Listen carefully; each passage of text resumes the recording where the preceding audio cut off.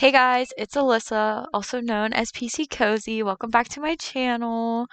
And we are going with part 2 of Beacon Pines. And I feel like we kind of left off on some chaos. I think we need to go back and change our story if I'm not mistaken. So let's get into it. With a nonchalant wave of the hand, he made his exit. Alright. As the clipboards began to slowly advance on the treehouse, Luca looked to Iggy with resignation. The end. That one wasn't as escalated gruesome as the quickly. first one, at least. Maybe discretion was the better part of valor here. Let's put a pin in this for now. It's time to bust out the tickles. Well, time to bust out the tickles. Hey Tish, wanna see something cool? Yep. Check it. Beck lunged forward and began to tickle under Tish's arms.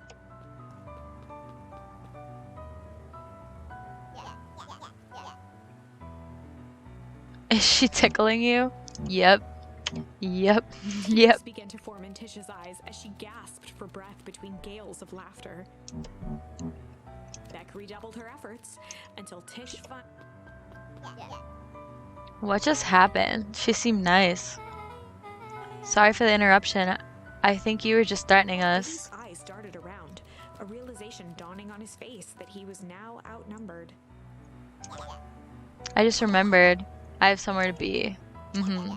See you around, new He kid. kicked at the puddle before making his escape. Whoa. What a little creep. Beck, I think you got a little ooze in your hair. Her hair as best as she could. Is it bad? It depends. What are your feelings about having a more mature, refined look? Oh god. Property of Valentine Fertilizer Company. Looks old. Oh. Luca, what the hell are you doing out here?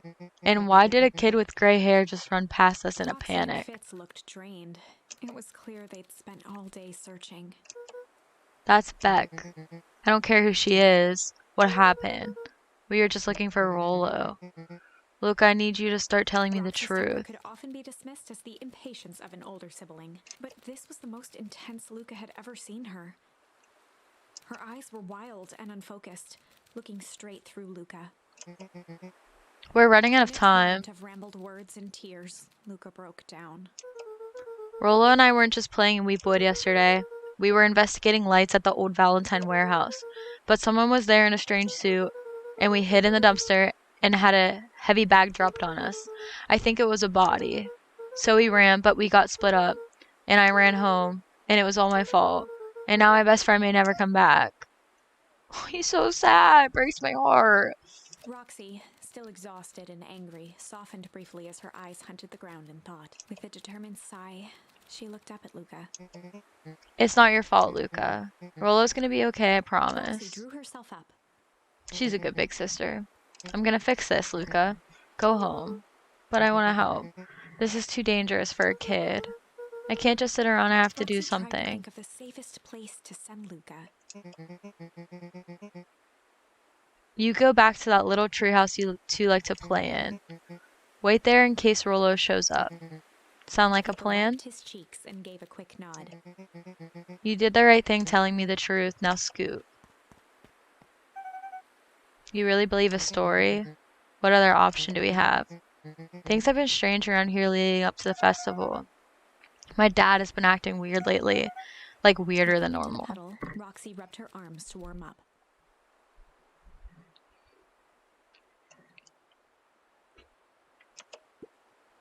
Why is it so cold here? This place gives me the willies. I'm scared for them. Wait at the treehouse in case Rolo shows up.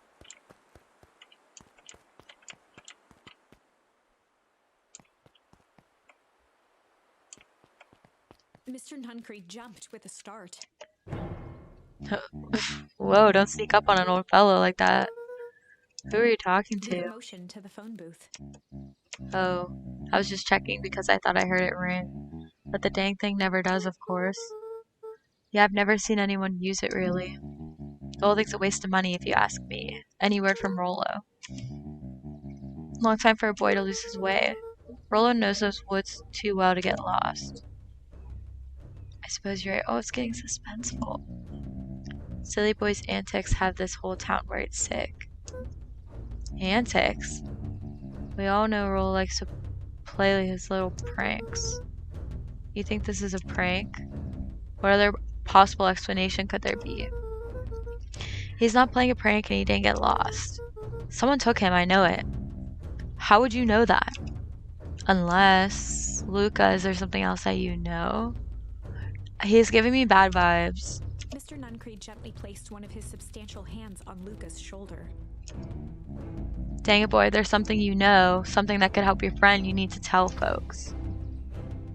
I don't think we should tell him anything. Kind eyes warmed a stern face. There was a deeper emotion hiding beneath it all. I agree. It was subtle, but Luca could sense something eating away at him. There was a blank lurking in those eyes. There was a shame lurking behind those eyes. A deep sadness.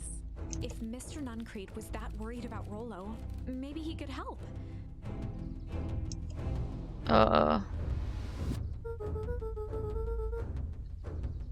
Mr. Nuncreed raised an eyebrow. I don't trust him.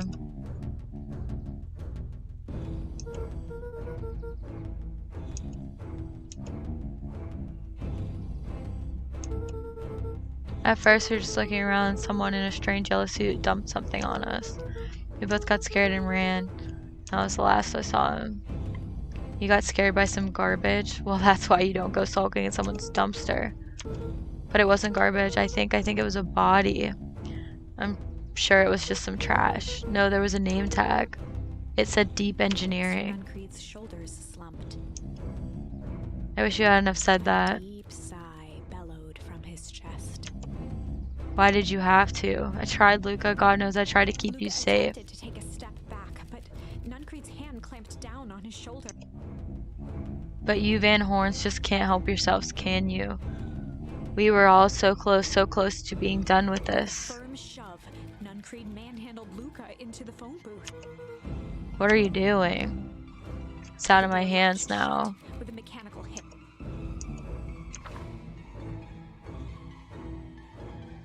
As Luca pounded the glass, the floor dropped from under his feet. The inside of the phone booth was now a loose capsule, plummeting at gravity's whim. Luca winced and pressed his hands to the walls. As he braced for impact, the capsule hurried to a surprisingly smooth stop. He felt a cold rush of air and opened his eyes with hesitance. Two large figures in hazmat suits occluded his view. Luca heard the deep, resigned voice of Mr. Nuncreed over an intercom. He knows too much. The end. Wait. No. This isn't the end. Oh, now she's calling them this time instead of them calling her. Hello, it's Juniper Hartfold. Before you hang up, just hear me out. I have a business proposition. The simple matter is we both have the same problem that needs solving. Very well, we can meet tonight.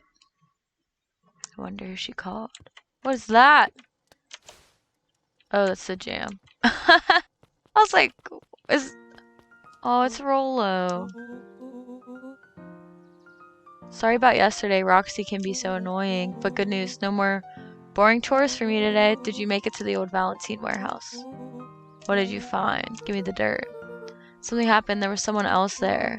What? Who is it? Was it aliens? I knew it would be aliens. No. Zombies. No. Alien zombies? What else could it possibly be? Rollo.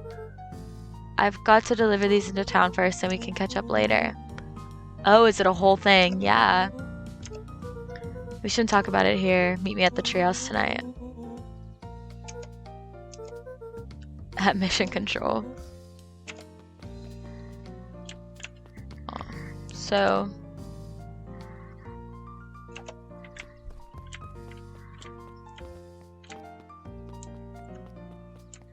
happy music. This game is like so happy and so dark at the same time. So stressful.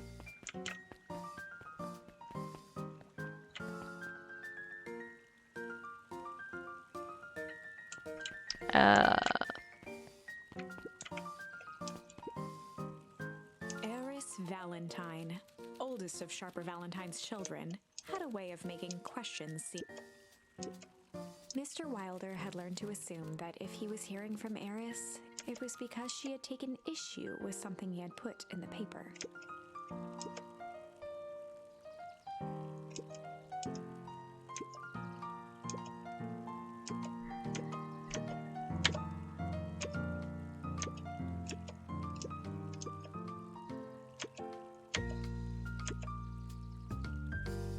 Did I give you the impression the conversation was finished?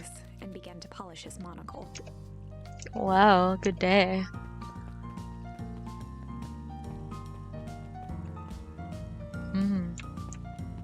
That's sus. I feel like I should go back and talk to the people though, because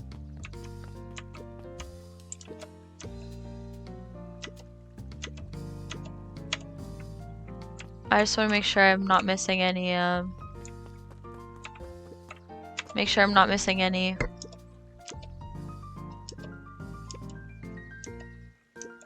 Luca checked the soles of his sandals. I want to make sure I don't miss any badges. I think we're okay. They went missing when the festival preparations began.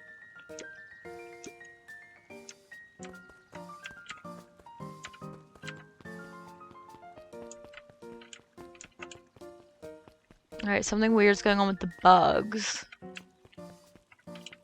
I gotta go this way.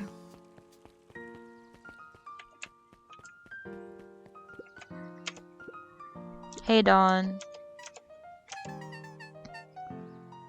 They got you on a jam delivery. Have you seen the new kid around yet? New kid? Yeah, came in from the big city.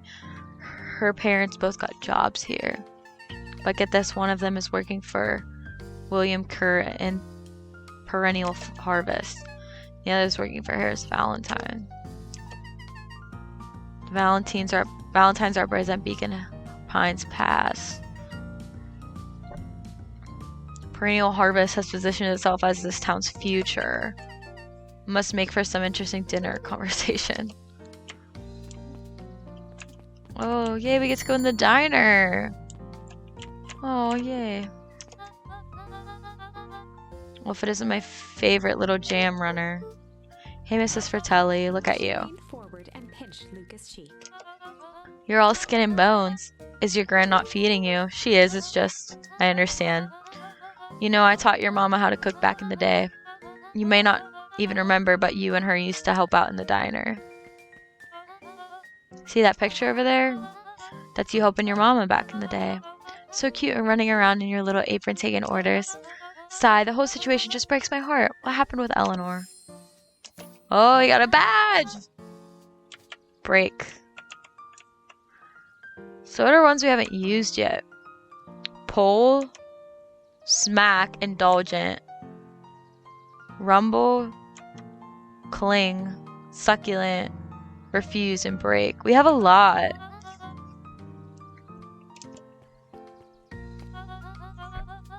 Few things in this world can keep a mother from her son. Oh yes, let's see here. And they even have my name on them, how thoughtful. You tell your gran hello from me, Luca. Will do.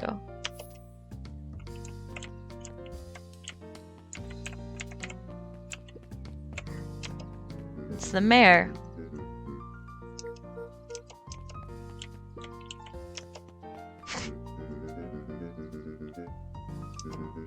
Being mayor and all, you might expect me to be a charismatic speaker. The truth is, I'm terribly nervous. I really don't think I'm cut out for this sort of thing. I never really chose any of this. It's more of a duty to my family. Sounds like a heavy burden. Just speak from your heart. I'm sure it will be great. Aw, he's so pure.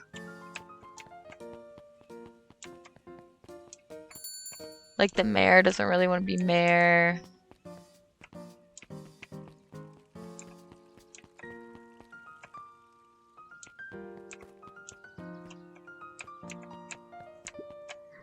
Huddled at his counter, Hiram Tolliver was meticulously shining apples. More accurately, Hiram Tolliver was meticulously shining one apple.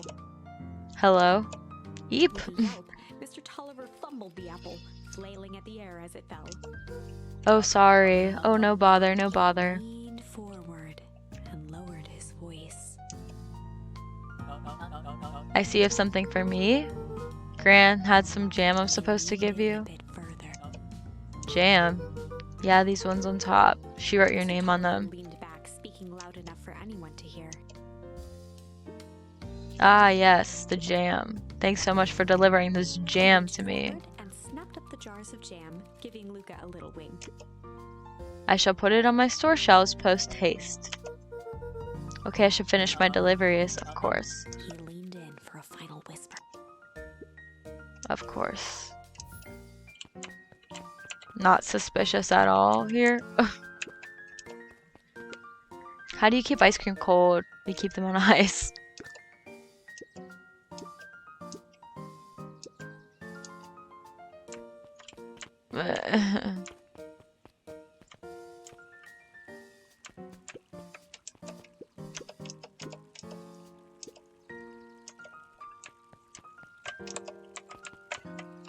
I can't talk to you.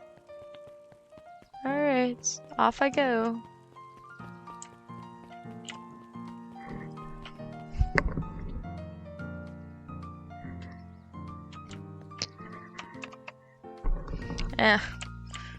Now that I know now I know that this guy's a bad guy, like, I mean, I didn't like him before, but now, like, he's actually confirmed a bad guy, like, he scares me.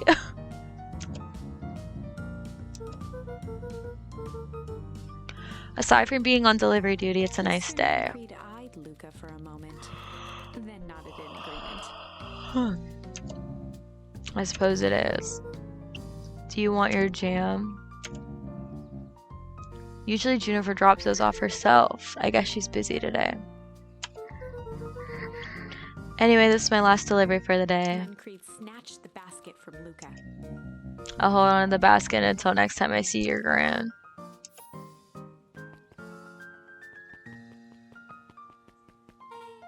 Hey you. Anchovies or pineapple? I agree, pineapple. Perfect, follow me. Who are you? Anyone ever tell you ask too many questions? Just keep up. What just happened? Off we go! Oh, there he is. What a crazy coincidence. Here's my new friend I was just telling you about. Oh, that's wonderful. Yeah, we just hit it off. Get this, his favorite pizza topping in the whole world is pineapple. Oh, what is your new little friend's name? Locked eyes with Luca. The look on her face was equal parts expectant and desperate. Luca Van Horten, nice to meet you. I'm Nellie and this is Alana. We're Beck's parents. Beck gave Luca a quick nudge. Oh yeah, Beck told me all about you. Already feels like we've known each other for years. So you can both stop obsessing about me making friends. Oh darling, we never doubted you. It's just that for children with fewer than 5 close friends, the probability of a stunted development doubles. Well, 1 down, 4 to go, I guess. What Nellie means is that we just want this move to be as easy on you as possible. You can relax. My friend has been friended. This calls for a celebration. Luca, you must join us for dinner tonight. Dinner? Wow, another coincidence. I already asked him. He said he would love to. It's just wonderful. In that case, we should pick up some groceries. You two don't get into too much trouble now. Oh, so now we're going to be a whole gang, which is exciting. I can't believe that worked. Thanks a ton. You're welcome? I owe you one. My moms are great and all, but they can be a bit much sometimes. Inclusivity.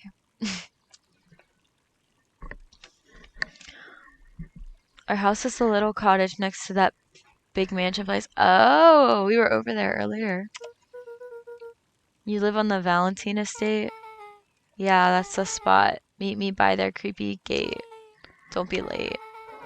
Or I'm back to square one on this whole friend grift. See you there. Alright. Do I have to go to the treehouse though? Should I go to the treehouse first?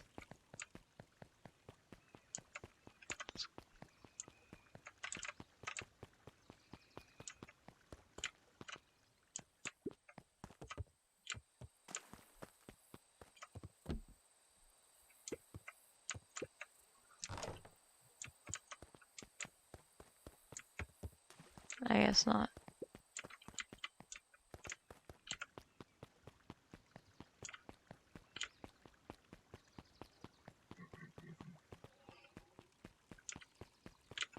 The skips!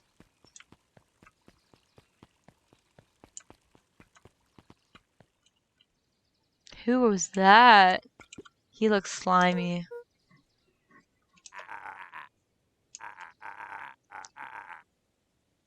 Another day further down the tubes.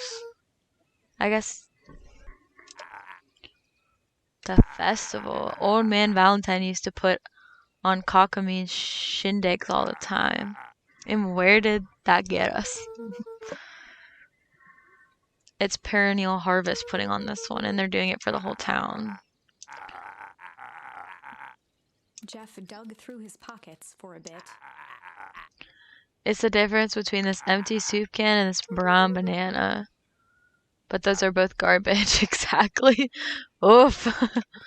That's funny. I feel like they're both working together with what's going down, like in the woods. So who all lives in that house? Eris and Gus Valentine grew up there, and Solomon moved back in a few years ago. The creepy little kid in the vest.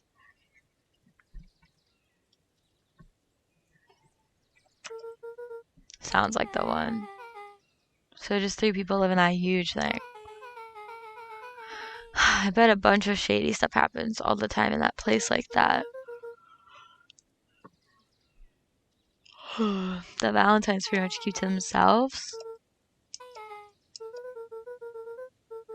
My mom says that it used to be way busier back before Sharper died, before the foul harvest. That's like the 5th time someone's mentioned this foul harvest thing. And you all use that same ominous tone. Eventually you'll have to explain to me how that harvest got all fouled up.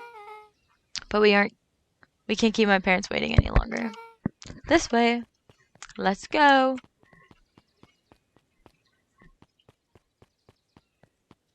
Oh, their little house. Most kids would have ditched me by this point. Why are you still here? You look like you can use some help.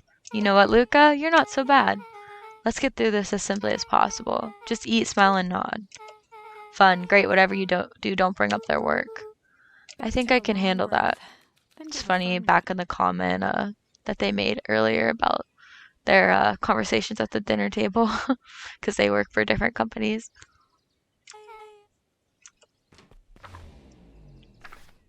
Chapter 4. Dinner with the Moodwills. Ilona Moodwill was worried about change. A gardener at heart, she understood the necessity of change, relied on it even. But there was a difference between the controlled world of her plants and this cluttered cottage in a strange town. Almost done. Nellie was a blur of activity, digging through boxes. Sorry, love, couldn't find the dishes. We'll have to make do with paper plates. Dinner went by without much conversation. As she watched Beck and Luca finish up their pizza, Ilona let herself relax into the chair. The things she cared about were still here. Nellie finally had the job of her dreams. Beck was beginning to take root. Ilona's task was simply to tend to them. She could do that. So Luca, tell us a bit about yourself. Where do you live? I live with my grandma on the other side of the river. Where are your parents? Beck Manners. It's alright. My dad passed away in an accident at the fertilizer plant 6 years back. Oh dear. My mom's been missing for a few months now. Like missing? His eyes were fixed to his plate, pushing a chunk of pineapple around with his finger. Nellie was the one who eventually broke the silence. Luca, how did you like the pizza? Oh, it was good. Very good. Oh, he's crying again. Ilona nervously gestured toward the boxes.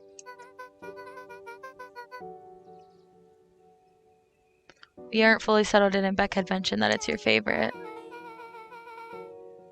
I'm sorry, we just skipping the part where he said his mom's missing. Beck. I'm sorry, Luca, this move has a little tired. He wiped his face with his sleeve. Oh no, it's fine. Beck said that you moved here for Beck work. gave Luca a swift kick under the table.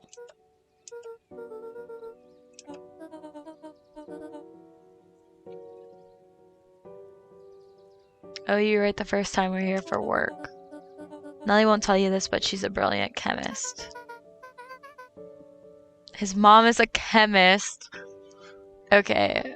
So they're part of it? Well, I feel like they're a part of it too. She's brilliant. Perennial Harvest just made her the newest lead researcher of deep engineering.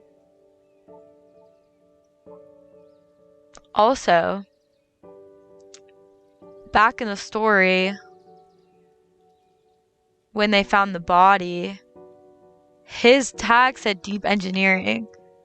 So she's probably replacing that guy who they killed or who died mysteriously.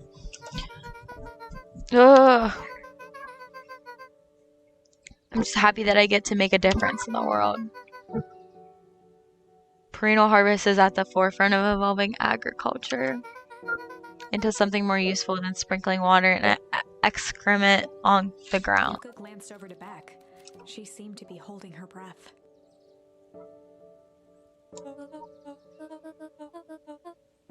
There's different ways to grow plants.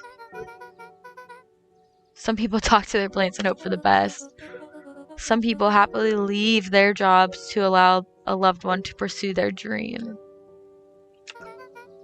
You swore you didn't. Fist into the table. Oh, I upset them. Perhaps harder than she intended. Hey Luca, how about some dessert? I actually have to meet my friend Rollo soon. To gauge the time. The sky was darker than he expected, filled with ominous clouds. Look, there's a storm brewing. I should get going. Oh, I didn't think there was any rain in the almanac. Yeah, almanacs aren't that useful around here. His mouth one last time with his napkin and started to get up. Thank you all for the pizza. It was really good. See you at the festival, Beck. His unlucky penny. Wait up. I'll walk you home.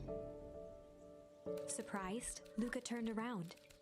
He knew Rollo could be prickly around new people. But Beck seemed cool. Rollo would warm up to her eventually. Probably.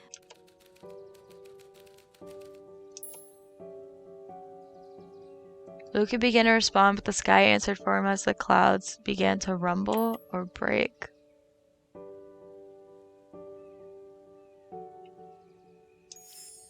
Luca began to respond, but the sky answered for him as the clouds above began to break, revealing patches of star-filled summer night. Moonlight filtered down, shimmering in the That sounds so treetops. beautiful. Sure, you can meet Rollo. You're not going home? No, I promised Rollo I'd tell him about. Stopped himself mid- You telling me there's nothing mysterious or creepy about this place? It's mostly boring and empty. Mostly boring and empty. I refuse to believe that. Big spiked gates, looming mansion, rich reclusive owners. It even smells shady. The wrought iron bars and shook the gate. Mark my words, you decadent nightmare house. You will reveal your secrets to me.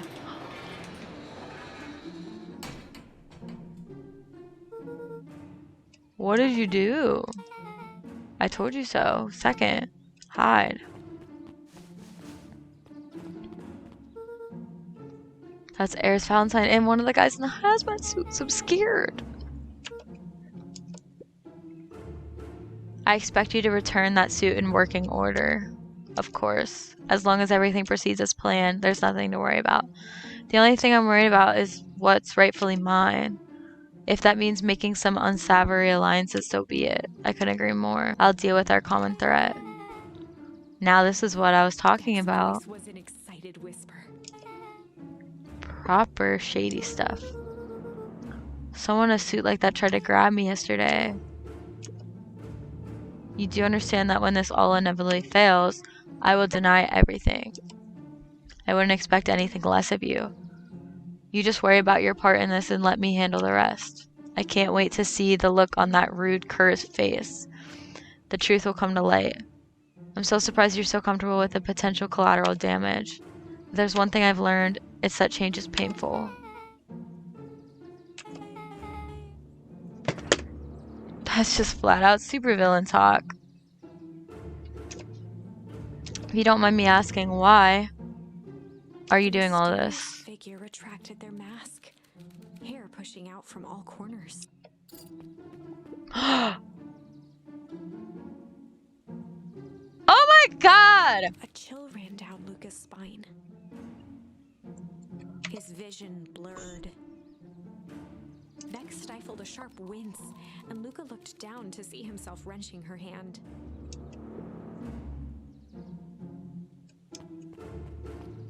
Gran tousled her hair back under the face mask. Just remember, keep everything nice and normal until the festival. I don't need lessons in rousing suspicion. A curt nod and disappeared into the...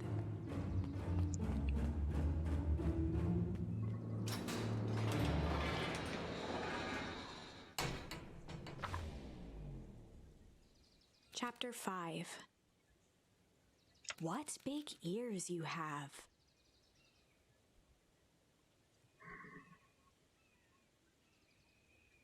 I'm still in shock. I don't understand.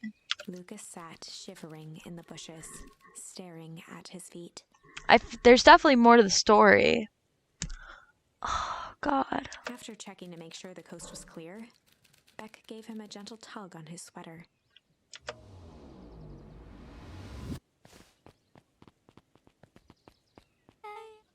What's wrong? You look like you've seen a ghost. Why are you so scared of that old lady in the hazmat suit? That was my Grammy. I'm sure there's a perfectly reasonable explanation for all of this. Let's just go to the treehouse and figure out things out there. Lead the way. Oh my god. I'm still in shock. That was... I mean, I kind of saw it coming. Oh, look at these... Look, they're lighting up.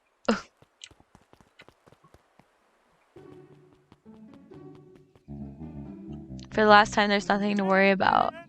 Of course we're not worried. Writing with a scratchy flourish and looked up. Just doing our I's and crossing our T's. Maybe try minding your P's and Q's. Arms crossed over his paunch, gave an exhausted sigh. If there's anything you need knowing, you'll know it.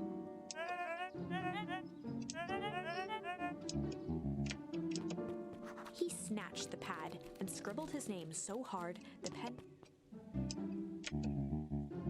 Would you like my internal soul as well? Looked at each other for a moment, almost pondering, then broke into laughter as they walked away.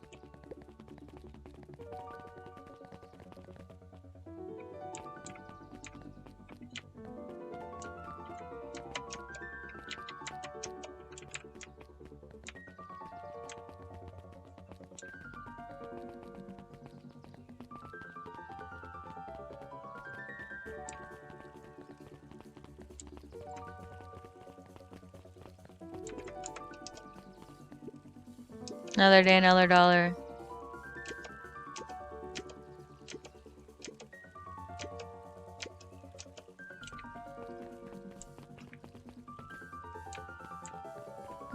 gone for the night.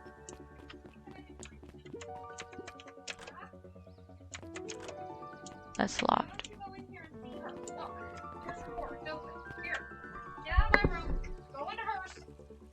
Is that Looney? Sorry. Looney!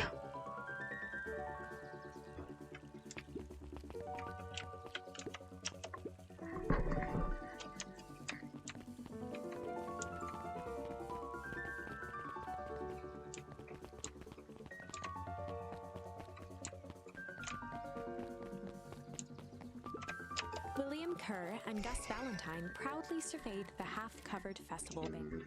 It's all coming together quite nicely. Couldn't have done it without The you. mayor gave a half-hearted shrug.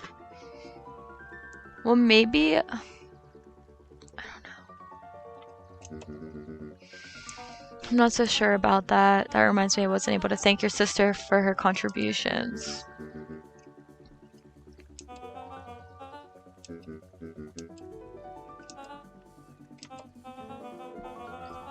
I'd be forever grateful if you passed it on to her. Thanks. The History Museum adds a real air of importance to the whole affair. We couldn't very well celebrate the story of Beacon Pines without including the Valentines. Kerr locked his arm on Gus's shoulder. But I mean the entire Valentine family, present company included. Can I ask you something, Mr. Kerr? Call me William. Ask away. Why are you doing all of this? I've never felt one needed a compelling reason to throw a party. There's gotta be 100 down on their luck towns out there. Why is Perennial Harvest so invested in helping Beacon Pines? You know what I love most about the agriculture business? Seeds. Little bundles of potential. Kerr gestured grandly toward the horizon. You treat a seed right, nurture it, and feed it, then grow into something truly special.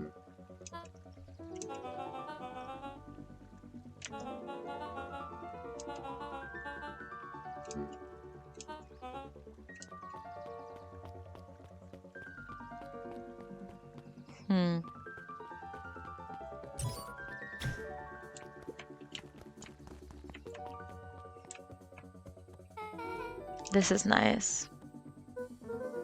Yeah, the treehouse is just a little further on from here. What's your buddy Rolo like?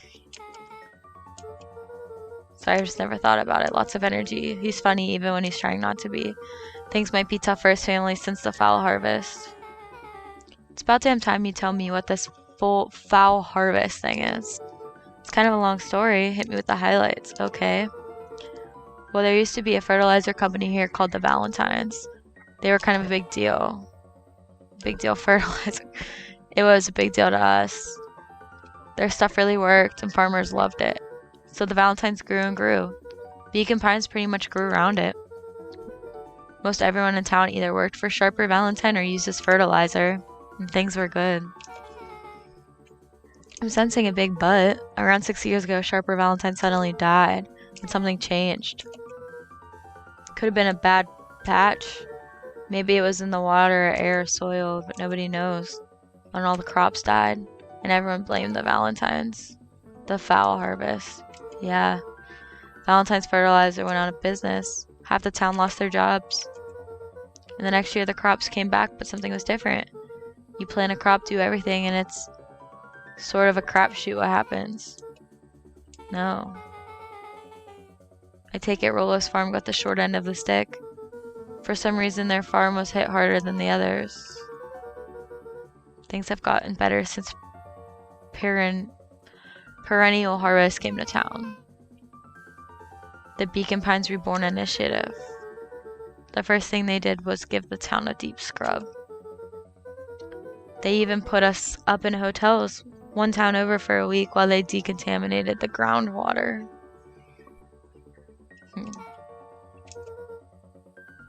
You better get going.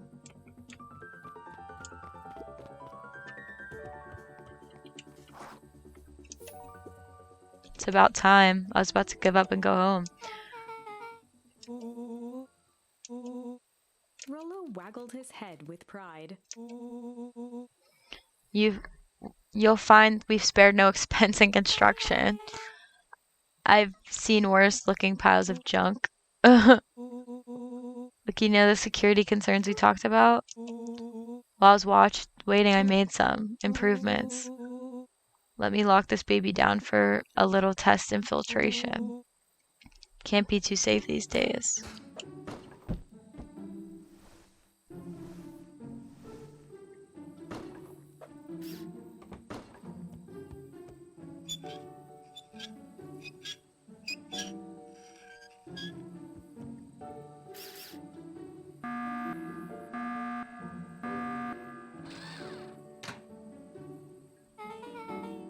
He goes all out, doesn't he? Always.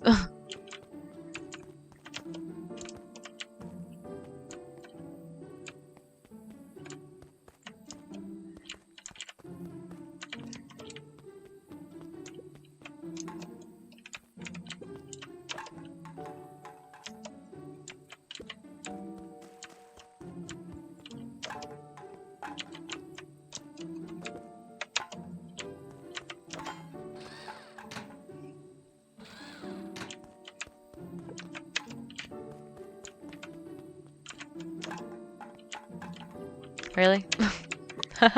I'm struggling.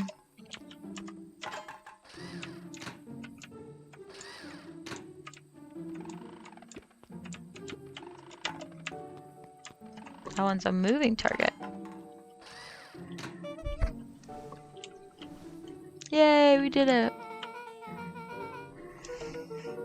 There's a guy in town named Geoff who trades us junk for snacks. Junk food for junk. Nice.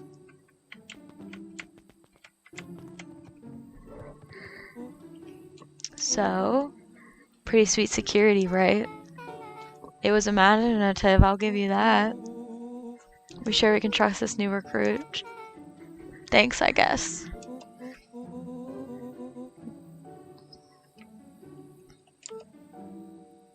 Luca sucked in a long breath. Like I said, there was someone there. What are they doing? I don't know. But the place was lit up and active. Maybe they were squatters? I don't think so. It seems more organized. When the man pulled me in, I saw some sort of equipment running. A man pulled you in? Yeah, but I got away. They were wearing a mask. Yeah. Well, then it could have been a woman. How did you get away? Well, I grabbed a rock or something and broke their mask. They let go and I ran. That's intense. No wonder you freaked out when you saw your grandma. Yeah, that's the other part. On our way here, Becca and I saw Eris Valentine meeting with Grant, wearing the same sort of hazmat suit. Willow let out a low whistle. And they weren't there for idle chit-chat. It was a proper clandestine meetup. So let me get this straight. There's an operation in full swing at the Valentine warehouse. You were almost abducted by a strange man or woman in a protective suit, and then you saw your grand in the same suit talking to Eris Valentine. Pretty much. I'm beginning to think this town is kind of awesome. Shot back a look. No offense. We can logically conclude aliens or alien zombies have infiltrated the town. That's so funny. And their leader is your grand and she tried to murder you. First of all, and for the last time, there are no aliens. Second, it couldn't have been Gran at the warehouse. I broke the person's mask to get away. The mask Gran was wearing wasn't damaged, but she's definitely hiding something, yeah. Your Gran is weird, but she might be the most boring person in the universe.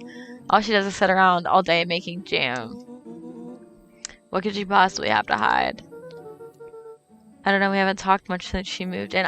I wonder, there's definitely something in that closet that we're not allowed to go into, that we're gonna find out, that's gonna unmask a piece of the puzzle. Your Gran isn't from here. No, she came a few months back to take care of me after his mom went missing. Did you know your Gran before? Not really, no. It'd been years since I'd seen her. Look, I don't take this the wrong way, but, like, are you sure your Gran is on the up and up? Luca gazed out the window. I'm just saying, it sounds like strange stuff has been happening since she showed up. We could say the same thing about your family, but you're right. Look at your Gren is hiding something, and Pa always said folks only bury stuff worth digging up. We need to investigate your house. We're gonna look in the closet! Yes.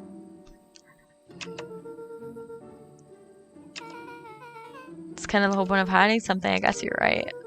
Grant's been leaving the house for hours at a time this week. I'll call you two tomorrow when the coast is clear and we can start to getting to the bottom of this. I'm so excited. We're gonna go snooping. Chapter 6. Chapter 6. Secret Lair. Yeah, the closet. Summer forged ahead, but the nights only seemed to grow colder. Luca walked home slowly under the pale starlight, cautious to avoid any more surprises lurking in the shadows. Reaching home, he slipped quietly into bed, half dreading what they might discover the next day.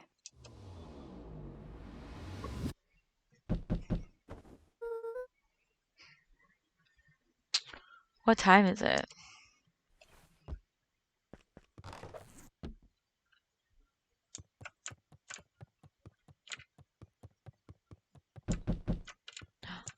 There's a knock on the door.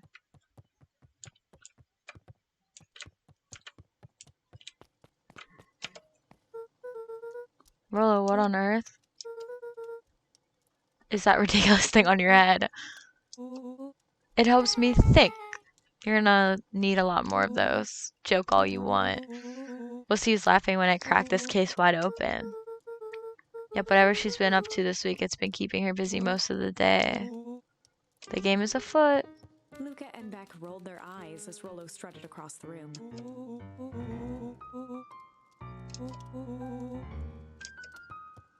Rollo flung open the cabinet with confidence. He coughed as a veil of dust hit.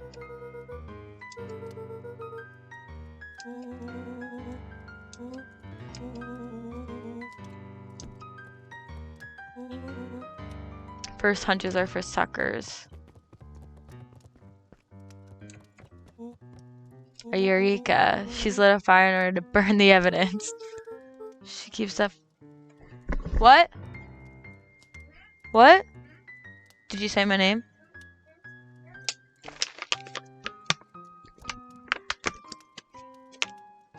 She keeps that fire going every day, Rollo. Drat, it might be already too late. Think of the amounts of documents lost to ash. Can we just think for a moment? Luca, is there anywhere your grand doesn't want you to go? Yeah, the closet upstairs.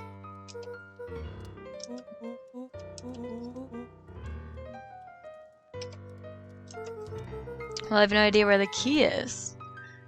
If it really is important, then she probably keeps it with her anywhere else. She has her berry bushes.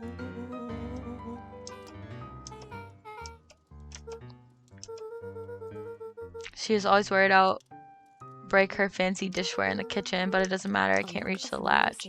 Crept on. All three kids snapped to glance at each other, then sprinted in turn toward the kitchen.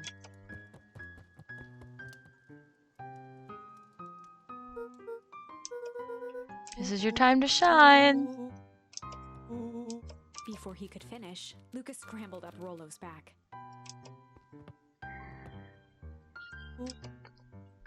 This is my idea of detective work. Every squad needs a good lockpick, and every good lockpick needs a sturdy head to sit on. This is beneath my standing. Stop complaining and hold still. Got it. The three crowded around the hutch. With the glass doors opened, a perfect porcelain display gleamed in front of them.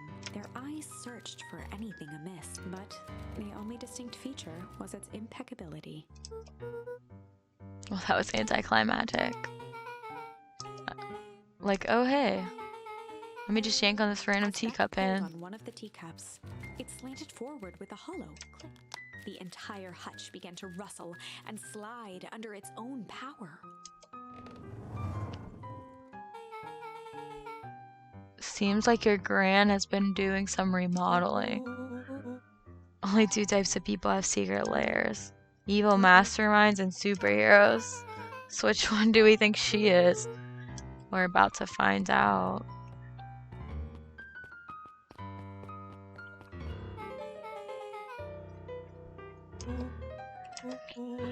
This cannot be good. We need to look around before jumping to conclusions.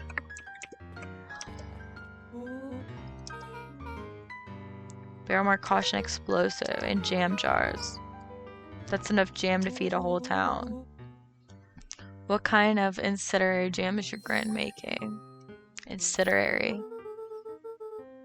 She wouldn't have had me walk around town delivering bombs, right? Rollo casually spun open a lid and dipped his finger in the jam. He smacked his lips. Huckleberries, and a hint of brown sugar, and ink. Rollo plunged his hand in the jar, fishing out a soggy slip of paper.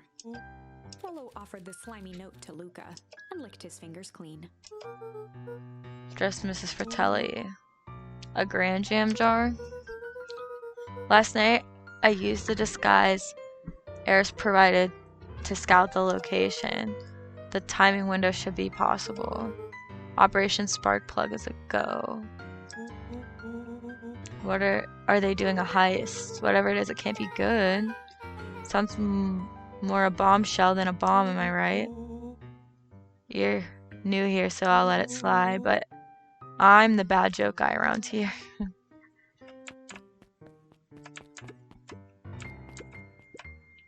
Luca jostled each cabinet drawer in turn.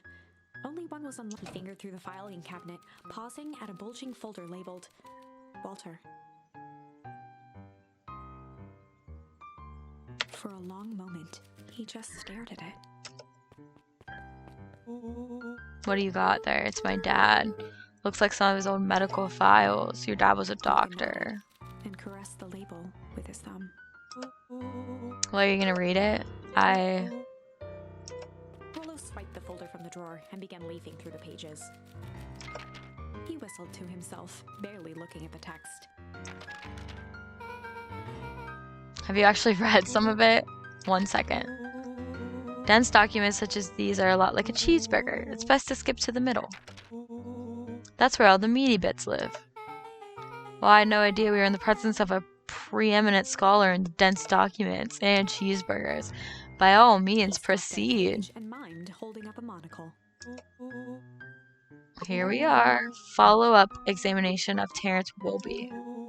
Patient shows further signs of poundness and malaise. Body temperature continues to drop. He now describes soreness of muscles and joints. This is similar to symptoms exhibited by Mrs. Wilby just a few days past. Still waiting on lab results from Joseph. Up with heightened surprise. See, creepy. Yeah, that's kind of disturbing. Who's Joseph? That's Mr. Nuncreed's name. Wait. Traced across the page. There's more scribbled in the margins. Could it be contagious? Mr. Wilby claims the tap water at his home has been contaminated. Perhaps environmental. Lab results only raise more questions. It's like he came back to this report later and made those notes. So it might be related to something else. Here's the writing looks shaky. I just couldn't help her. This disease or whatever it is progresses so fast. And with his wife passing, Terrence's condition follows close behind. Exacerbated by the loss. Enough is enough. I need to take matters in my own hands. Staring blankly at the cabinet this whole time, spoke softly.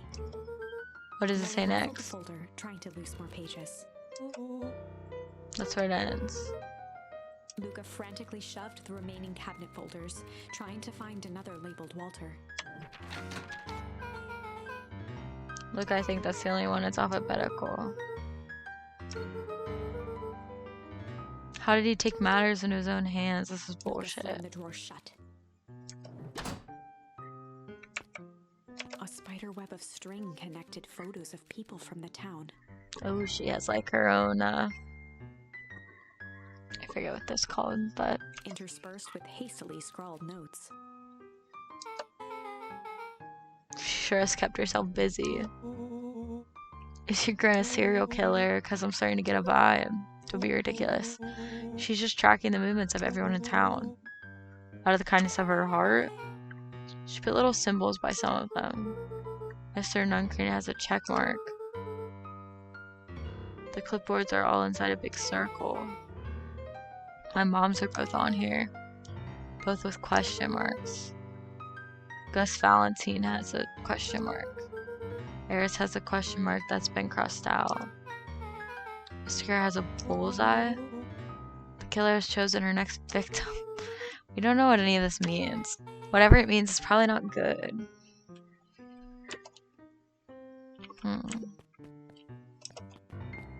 They crowded around a worn-down old map of Beacon Pines. This is how we're gonna find out about the tunnels. And every old map is a treasure map, Rolo. Yeah, but every treasure map is an old map. Can't fault that logic. Look, there's even a pathway drawn on it. It starts at the entrance of town, and if we follow it, The path with his finger. it leads right to Down at the end the point. mines. That's the fountain in the middle of town square, where we're placed to hide treasure.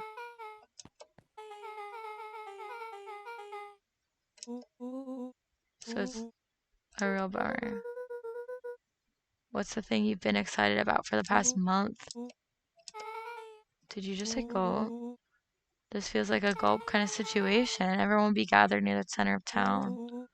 She's gonna blow up the festival. Not if we stop her. What was Luca that? looked up from the map.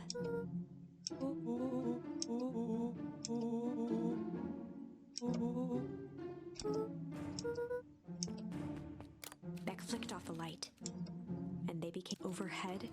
Creaking floorboards bent under slow The kids looked up. The tilt of their It's so necks following each spooky. footstep. Then suddenly, it stopped. Without realizing, they'd been holding their breath. All three exhaled shakily and glanced at each other. A muffled male voice broke the silence. A male voice. A final few footsteps reached the entrance above them, and the voice now echoed down the stairs. Anyone down there? The three kids shuffled to the corners without a peep. As he began to descend the stairs, the man's voice punctuated every new step. Thump. Thump. Thump. At the bottom step, the man paused, squinting to search the room for signs of life. Rollo shifted suddenly. Luca gave him an intense, chastising look and whispered through clenched. It was too late. Rollo was already inching toward the stairway. He screeched as he charged toward the shadowy. Flaming chicken All coop. his weight, Rollo tackled the man to the ground. From the dark corner, they saw something move.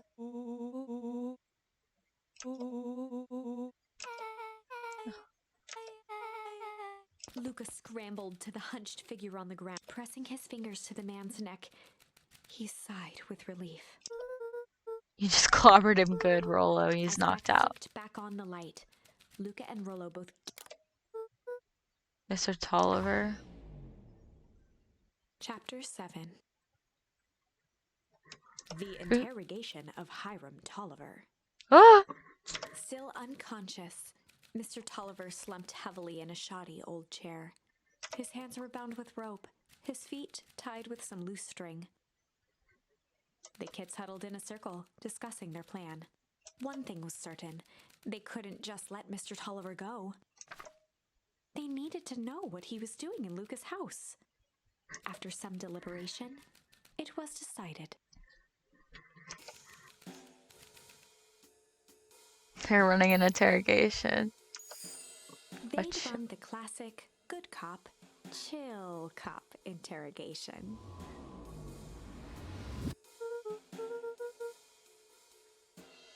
I'll handle this. You just gotta play it cool. Luca walked calmly to the light switch, flicking it off and on a few times. Mr. Tolliver shook his head, gathering his wits. Golly, I sure got my bell He rung. looked over to Luca, who returned a calming grin. Mr. Tolliver, that was a big mistake. Luca, what's going on here? Why do you have me strapped down? It was fault, really. Oh, Rolo just got a little startled. Rolo's here? Rolo and Beck emerged from hiding to give a timid wave. Well, alright. Mistakes happen. You kids gave old Hiram a good scare. Let's just get out of those ropes and call it Luca even. glanced over to Rolo and Beck, who replied with skeptical looks. Mr. Tolliver, why are you in my grand's basement? I'm here to help, of course. Help with what? What's my gran up to? If you'll just cut me loose, I can show you. How do I know we can trust you? Mr. Tolliver exhaled with disappointment. Luca, have I ever done wrong by you? No. And since your gran moved to town, haven't I been nothing but welcoming? Well, yeah. Why would I turn my back on your family now? It's just... all this stuff seems pretty weird. A drawer with names of people from town. An archive of my dad's old disturbing patient Luca notes. gestured to the corner. Barrel of explosives. I can explain everything. You just need to untie me. You kids deserve an explanation. Luca looked again to Rolo and Beck. This time they shrugged. Luca began to slowly loosen the bindings. Mr. Tolliver gently rubbed his wrists. This all makes sense in He time. edged imperceptibly toward the stairs as he spoke. You see, this town has secrets, Luca. A very dark past Before the indeed. kids had even noticed his movement, Mr. Tolliver was at the light switch. Oh, He punctuated his final words by flicking the switch and rushing up the stairs.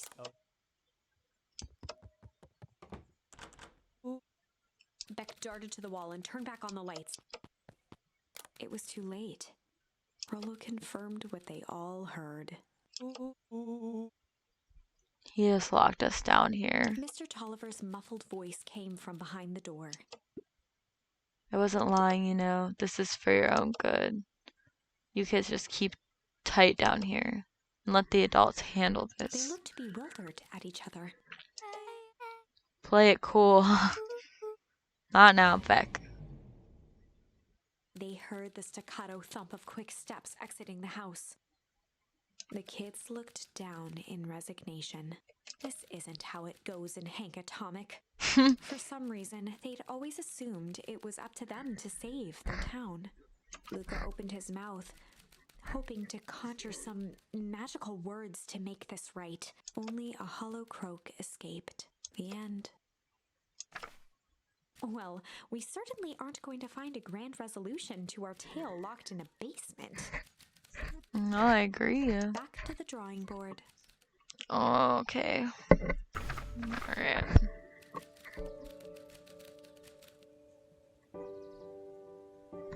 Clouds began to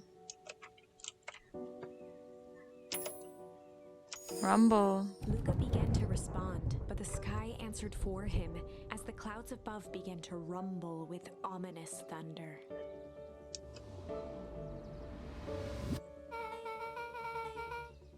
Luca surveyed the roiling clouds.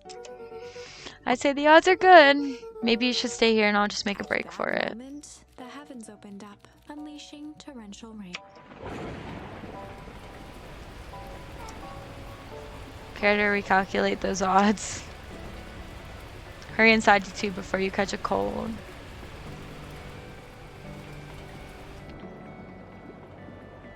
Luca, Nelly will keep trying to reach your gran on the phone. In the meantime, you two hold tight. Sorry, not much to do up here. Most of my stuff is still in the boxes. Mind if I poke around? Be my guest. Luca bent down to examine the bouquet of wilting flowers. Judging by the odor, they were well past their prime. Pungent. He flipped open the attached card. You weren't kidding about poking around. Sorry, was this from your old school? The most recent one, yeah. Some schools gave me going away cards. Some did flowers. When they're really trying to feel good about themselves, they do both. When you moved a lot, that's the thing about having brilliant parents. There's always a better job somewhere else. Oh. These flowers would last longer if you put them in water. That's the sort of thing I would do if I cared. Well, you cared enough to keep them. Rollo and I have a radio just like this at our treehouse. Probably not exactly like this one. My mom and I tore the whole thing down to the bolts. Fitted it with some state-of-the-art vacuum tubes.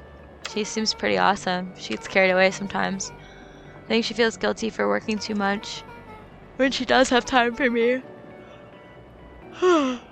She showers me with high-tech overcompensation. I bet you can get all sorts of stations on this. Not out here in the boonies. You wouldn't believe the stuff I could pick up back in the city.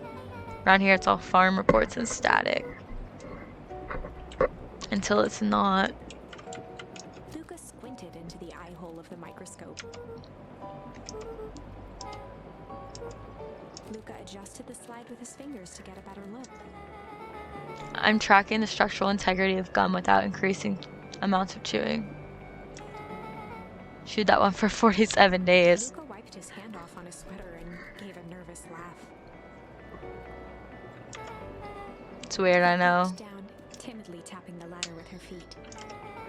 You think it's weird, don't you? She's so cute too. They're all cute. The characters are nice. Luca, can I ask you something?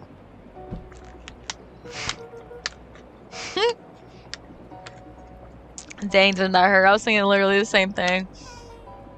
I'll be honest, that hurt more than I expected. But at least you looked cool doing it. Becca took a moment to watch the rivulets of water running down the window. Do you ever feel alone? Like even when people are around? Well, Rollo can be pretty absent-minded sometimes. Jeez. I'm serious. Does it ever feel like your family doesn't care about what you want? Well, it didn't used to feel that way. I know Gran loves me, but sometimes when she looks at me, it's like she's looking at a problem. Luca took a deep breath, exhaling slowly. So sad. Yeah, I know the feeling. How do you deal with it? I guess I haven't. But one thing my dad told me when I was little is don't hold a grudge, especially against yourself. If you try to hold it all in, you're gonna pop. So what do you do when you don't know what to do? Dad never got to that part. Something I figured out on my own though. You gotta do something, anything here. What are you doing? I don't know, something. We're gonna register our complaints with the storm. Listen here, you miserable universe. Stop jerking me around. I just want things to go back to the way they were. Everyone tells me it's gonna be alright, that things are gonna change. Out a feral scream that echoed into the night. Every time something changes, everything gets worse. Screw this town. Let me try. Moving sucks. I hate it. I hate that I hate it. Why can't I just deal with it and be happy for my mom? This is so sad and like cathartic at the same time. Why can't we just stay somewhere? Brog. Her voice dropped to a trembling whisper. I just want to be a normal kid. Brushed off her shirt and straightened up. There. Oh, I feel a little better. Abruptly as it began, the storm abated. Aw. Thanks, I needed that. Me too. I should head out before the rain starts up again. Sure, I'll walk you out. See you and Rollo at the festival? Luca, don't let the universe jerk you around. Beck gave Luca a light thump on the arm before heading in. Chapter 5. Friendly Feud. The air was heavy with a hard rain's residue. The smell of wet things. Despite his dreary surroundings, Luca felt at peace. He'd never shared those details about his dad with anyone, not even Rollo. But it's not like this changed anything. Rollo was still his best friend. Adding Beck to the group would help balance things out. Everything's better in threes. This is what Luca told himself as he headed to the treehouse.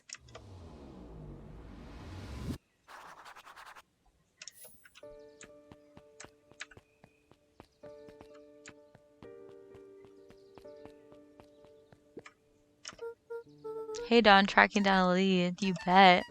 I heard a juicy new rumor. Turns out when Sharper Valentine died, he left behind a particular last will and testament. He didn't just give his kids an inheritance. There were conditions. The documents stipulated that Eris had to take on a child as her ward. A kid our age who just showed up to town one night with a lawyer. Solomon. Bingo. So Eris was forced to take care of him, or she would have lost everything. Why would Sharper care so much about some random kid? Rumor has it, old Sharper sowed some wild oats. Poor Solomon. How'd you find all this out? Could reporter never reveals her source.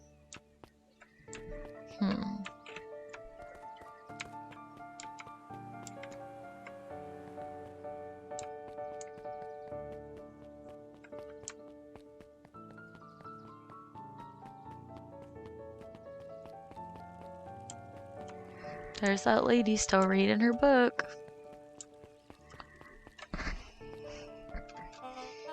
Excuse me, what are you doing? Just locking up for the night, sir. Oh, wonderful. I can only assume this means all festival preparations have been completed ahead of schedule. Not exactly. The storm set us back a bit, and it's getting late, so we all decided to... You all decided? Yes, sir. I was unaware that your job involved deciding things. We are all here at Perennial Harvest because we believe in creating a better future, yes. Yes, sir, very much, sir.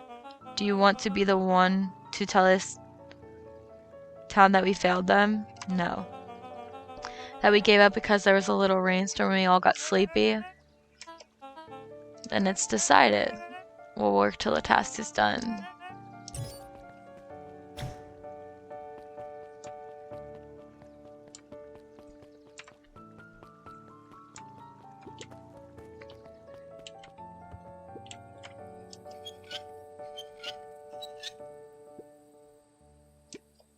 Luca had only ever heard him speak in this stiff yet gentle tone a few times, and it always meant one thing.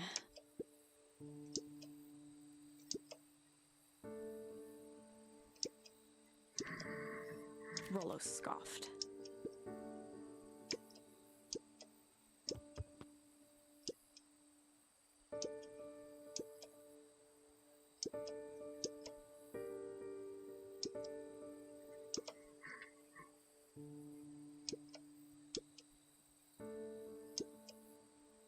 Luca stumbled on his words, knowing he'd said too much. What the heck is a Beck? She's a new kid in town, and she's actually kind of cool, and you'd like her. She needed help convincing her parents that she'd made new friends. I spent all day waiting for you, and you were off making new friends. It's not like that. While I was waiting, I made some upgrades to the mission control. It was going to be a surprise, but you took so long the storm knocked it all down. Just like you knocked down our friendship. Luca became instinctively angry in response. Aww.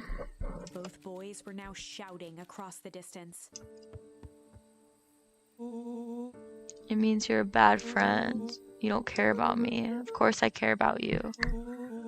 I knew I'd get in trouble waiting so late for you, but I kept my word, 'cause that's what friends do. Oh wow, what a noble sacrifice you made. Easy for you to say. Your grand doesn't even care.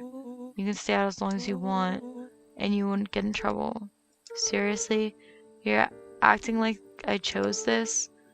If that's what you think, then maybe you're the bad Rolo's tone friend. changed to a calm, yet more intense anger. Maybe Pa's right. Storms bring more than water. This one brought out the real Luca. Stop quoting your Pa's nonsense like it means anything. Well, at least my Pa's still The around. words hung in the cold night air. Savage. Straight up savage. Rolo's stomach dropped, knowing he'd crossed a line. But it was too late.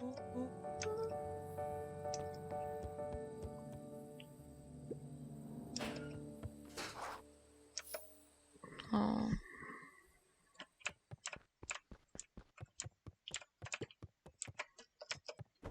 Luca dug through his old stuff, not even sure what he was.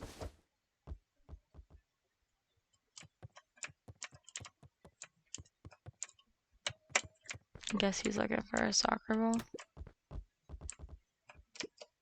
What a jerk. Call me a bad friend. Ooh, I'm Rolo. Look at me and my amazing family.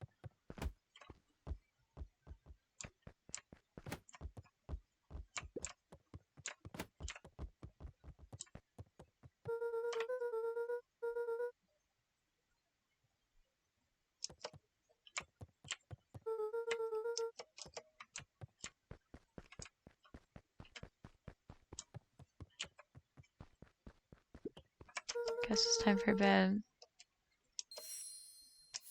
Oh, I'm so sad for Luca. Gran cooed gently from the hallway.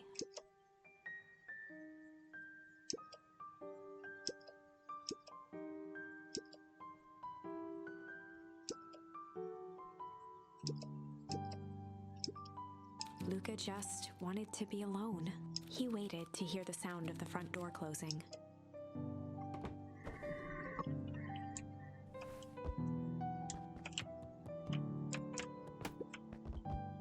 I bet Rolo's still gonna go to the festival.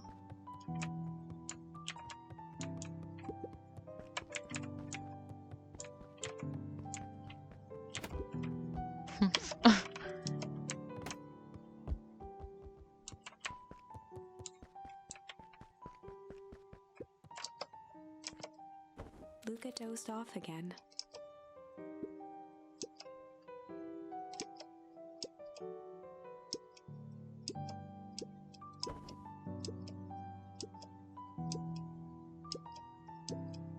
So your plan is to sit in your room all day? Well, I need to pop away for a minute. If you decide to end your pity party, go outside. I think it'd do you some good. Luca still couldn't bring himself to go out. Besides, if he ran into Rolo, he'd have to actually confront the situation.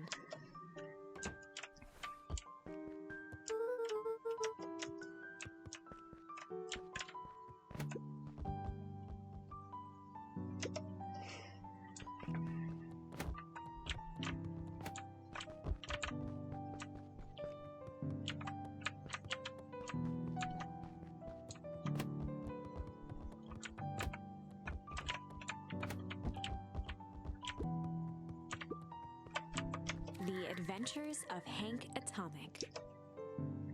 Luca carefully opened the cover and began to read. Rolo had received it for his birthday, a special hardcover edition with behind-the-scenes commentary and bonus art. Rolo cherished it, but asked that Luca keep it at his house. Luca wasn't sure if it was because Rolo didn't trust himself with it, didn't trust his sister around it, or just wanted an excuse to come hang out at Luca's more often. Whatever the reason, Luca didn't mind, but it had stayed right there where Rolo had stashed it ever since. Now, at the foot of his bed, Luca lost himself in the pages. He'd read it all before, but at this moment, it somehow felt sentimental. He was well into issue number 5 when he heard soft footsteps from the hallway.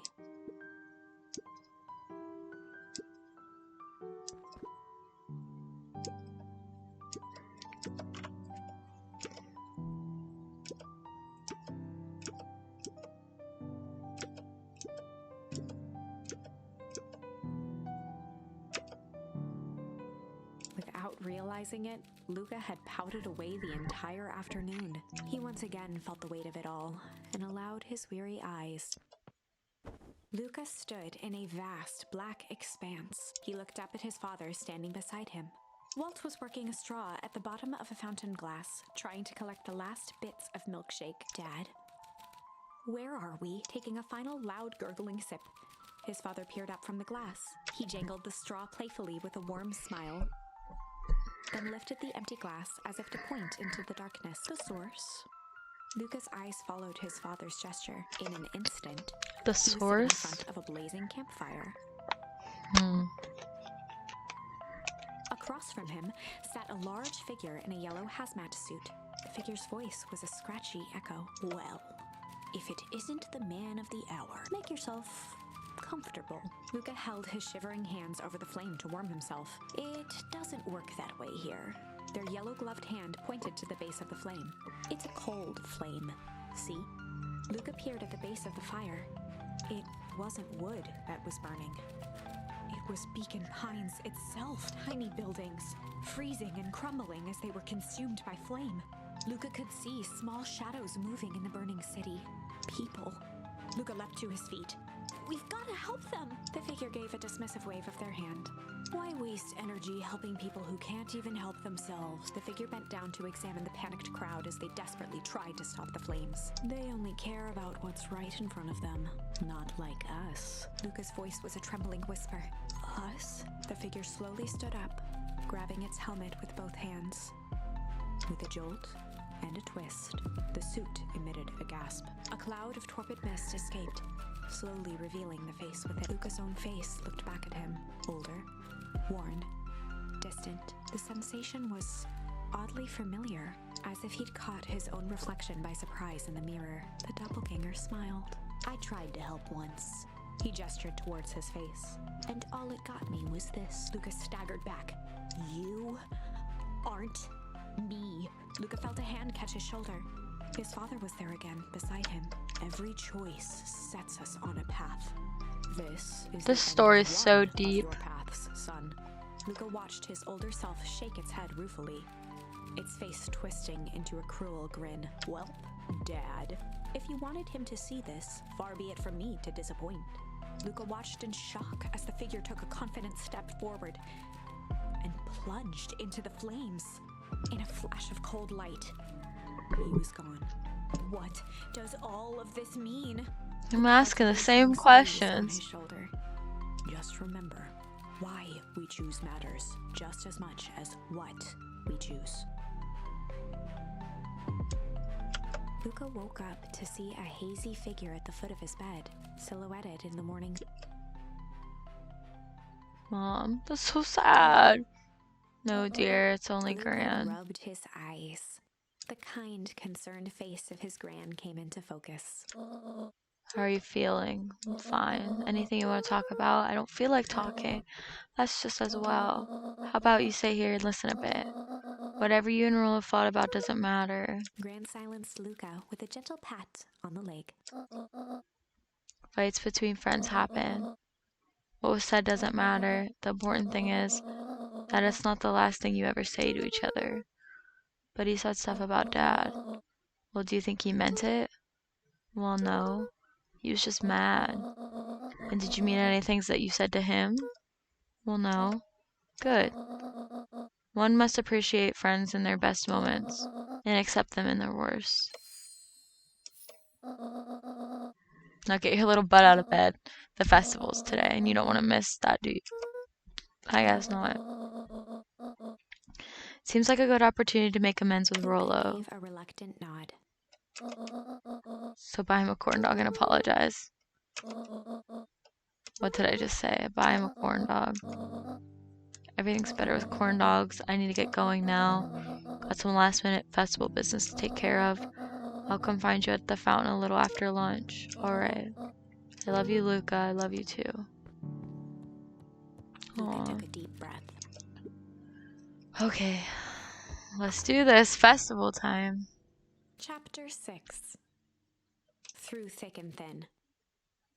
Despite Luca's bitterness, Gran was right. He needed to hash things out with Rollo. A big fight changes the nature of a friendship. Whether, in the end, it is for the better or for the worse, all comes down to understanding.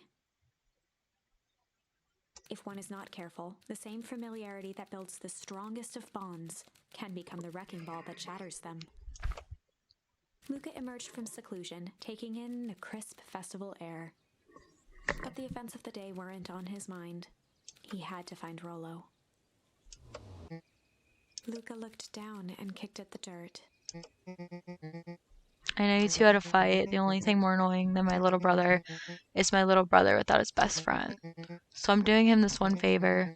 Now I need one favor from you. Whatever it is that went down between you two, squash it. A space adventure, though you needn't buy it. If you be brave, go somewhere quiet. The library. I knew it was the library. I just was checking in with everyone.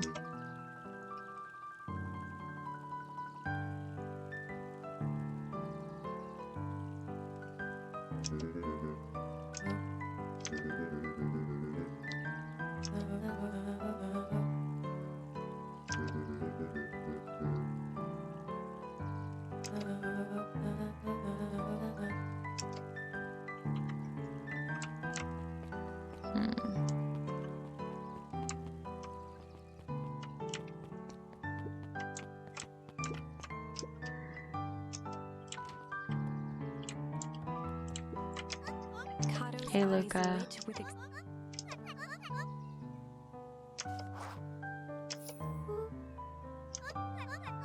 Oh, you didn't think that was all, did you? Rollo goes all out, doesn't he? And cleared his throat as if preparing to... Ahem. One planet, Farple, you may take issue. When the fifth king dies, you'll need a tissue. Kato stared at Luca eagerly.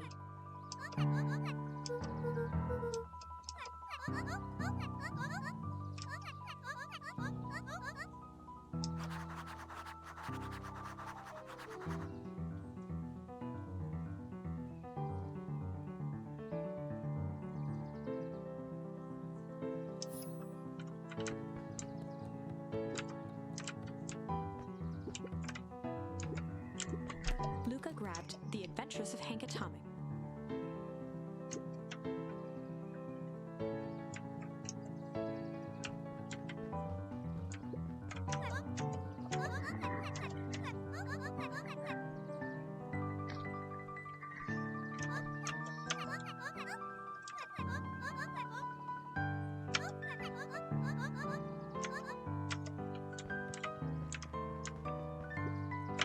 Luca grabbed The Adventures of Hank.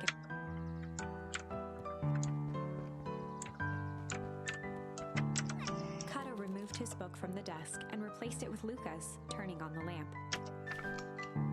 As he slid the book under the purple light, two words glowed. The Adventures of Hank Atomic, Issue 5.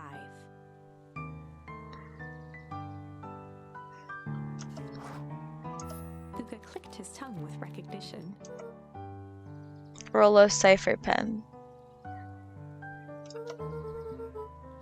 He used to write secret messages everywhere with that, and only I had the special flashlight needed to reveal it, but I lost it. Well, apparently he traded Geoff for this purple light bulb. Parted with this entire Halloween candy stash. Oh, Rollo. Now let's see here. Kato began flipping through the pages, stopping when he hit a glowing word. Get away with such a He grift. continued flipping. Only found in grub cart. Reaching the end of the book, Kato looked up. That's it. Grift in grub cart. Griffin. Griffin's grub cart. He wants me to go to Griffin's snack stand.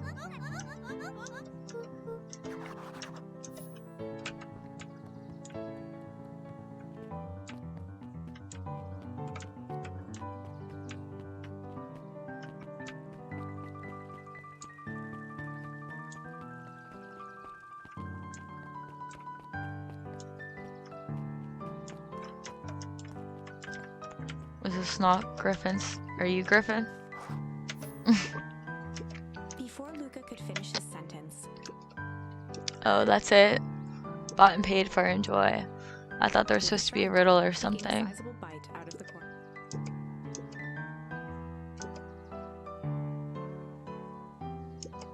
Luca tongued at his cheeks, feeling he reached into his mouth and pulled out a slip. He shook off the bits of corn dog to read the slip. A pickup when you need some pep. Near the fountain up the Finished off step. the remainder of the corn dog.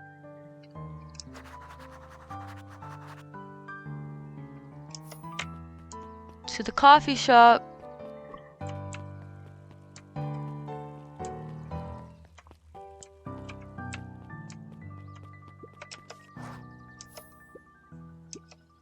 There's no way I'm actually doing this. It's way below my pay grade, but let the kid have some fun. But Rolo owes me He one. waved his hands around sarcastically as What takes flight but has no wings? Your final task a friendship brings.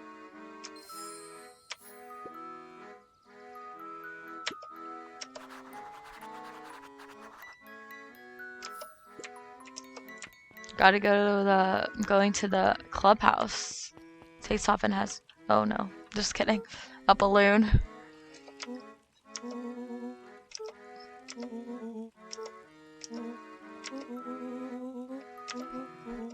Rolo sheepishly handed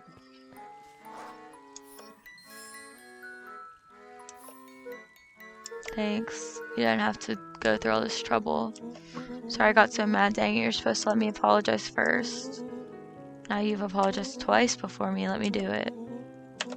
I'm sorry with everything that's happened and with your mom. I've always wanted to be there for you, be a good friend. When you said you were hanging out with someone else, I kind of freaked out. Still my turn. I felt like if you needed some new friend to help you, it meant that I wasn't good enough. But it was selfish and wrong. And I was wrong, and I'm sorry. Okay, apology over. You can talk now. himself at Rolo, hugging. Aw, so sweet. I don't deserve you either. That's why we deserve each other. So, what else do you want to do today? We could snoop around and try to find some more info. Oh, we get to snoop into HQ. Oh, yeah. What if we get caught? I think I've had enough excitement for 1 week. Let's make the rest of the day about us. Really. The rest of the world can wait one more day.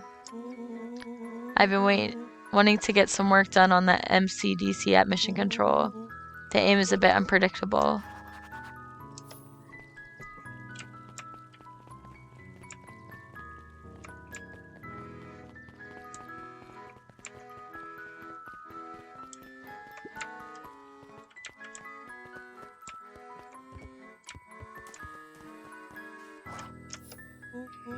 I almost forgot.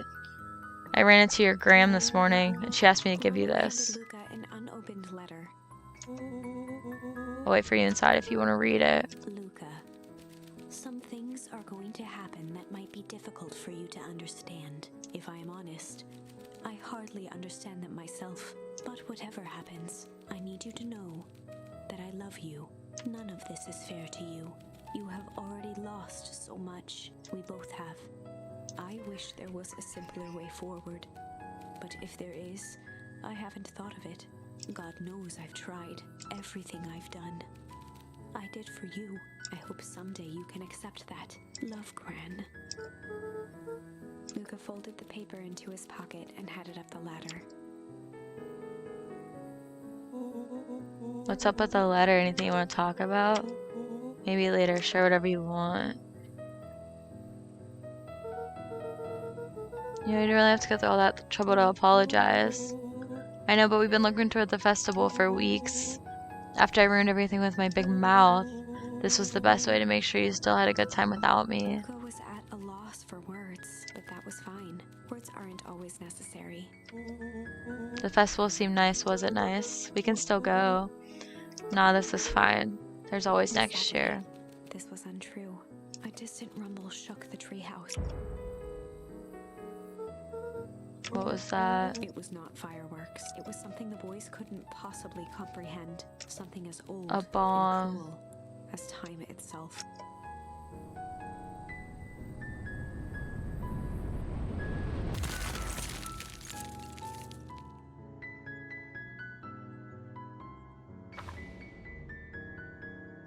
A shockwave of cold tore through the room. A bitter, unfathomable chill. Before they could react, it encased them in ice. Two boys, reunited by friendship, only to be cruelly separated by a malevolence This beyond game is messing with my soul. reason. Our story ends on this melancholy scene. In a silent treehouse turned statuary, in a town brought low by its secrets, sits a pair of friends. Unfortunately, my video decided to cut out for the last part of our story. However, I had such a great time with you guys today. I feel like we definitely unpacked a lot in part 2, but I feel like there's a lot more to come with part 3, so stay tuned for that release. And once again, just thank you. I'm so excited to be recording this series for you. Thanks for tuning into my technical difficulties here, but once again, this story is definitely worth the hype, and you guys should really go check it out on your own if you're curious. But until next time, with part 2, figure out how our story truly ends. Alright, cozies, peace out.